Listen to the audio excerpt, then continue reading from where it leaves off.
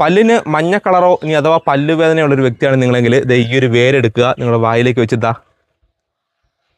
ഇങ്ങനെ ഒന്ന് കടിച്ചാൽ മാത്രം മതി. ഞാൻ ഈ പറഞ്ഞ പ്രശ്നങ്ങളെല്ലാം പമ്പ അടക്കും. നമുക്ക് വളരെ നാച്ചുറലായിട്ട് നമ്മുടെ പല്ലിൻ്റെ മഞ്ഞ നിറം മാറ്റാനും ഇനി അത് നമുക്ക് പല്ലുവേദന ഉണ്ടെങ്കിൽ പല്ലുവേദന മാറ്റാനും ഈ നിൽക്കുന്ന ഒരു ഒറ്റ സസ്യം മാത്രം മതി കേട്ടോ.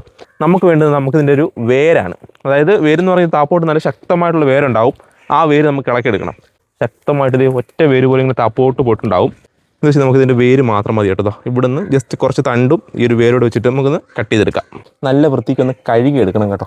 നിങ്ങൾക്ക് നല്ല ചൂടുവെള്ളത്തിലെല്ലാം ഇട്ടിട്ടും കഴുകാൻ പറ്റുമെങ്കിൽ അങ്ങനെ കഴുകുക കേട്ടോ. അപ്പോൾ ഞാനിത് എങ്ങനെ ഉപയോഗിക്കണം കാണിച്ചു തരാം.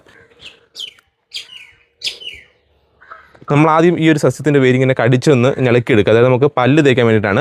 എന്നിട്ട് അതിലേക്ക് നമുക്ക് ഇങ്ങനെ ചെയ്ത് കൊടുക്കാം.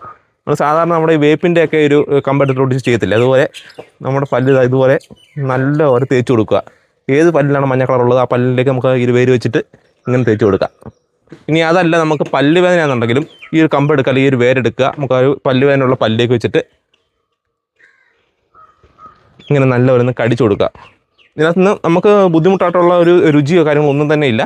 ഒരു സസ്യത്തിൻ്റെ ഒരു രുചിയുണ്ട് കേട്ടോ. നമുക്കറിയാം ഒരു പച്ചപ്പിൻ്റെ ഒരു വല്ലാത്തൊരു ചവർപ്പോ രുചി ഉണ്ടാവും. അപ്പോൾ അത് മാത്രമേ ഉണ്ടാകത്തുള്ളൂ. ഇതിൻ്റെ പേര് ഞാൻ പറയാൻ മറന്നുപോയി കേട്ടോ. ഇതിൻ്റെ പേര് എന്ന് പറയുന്നത് കടലാടി എന്നാണ് നമ്മുടെ നാട്ടിൽ പറയുന്നത്. പല നാട്ടിൽ പല പേരായിരിക്കും. കടലാടി നമ്മുടെ നാട്ടിൽ പറയും. നിങ്ങളുടെ നാട്ടിൽ എന്തിന് പേരാണെന്നുണ്ടെങ്കിൽ അതൊന്ന് കമൻറ്റ് ചെയ്തേരെ.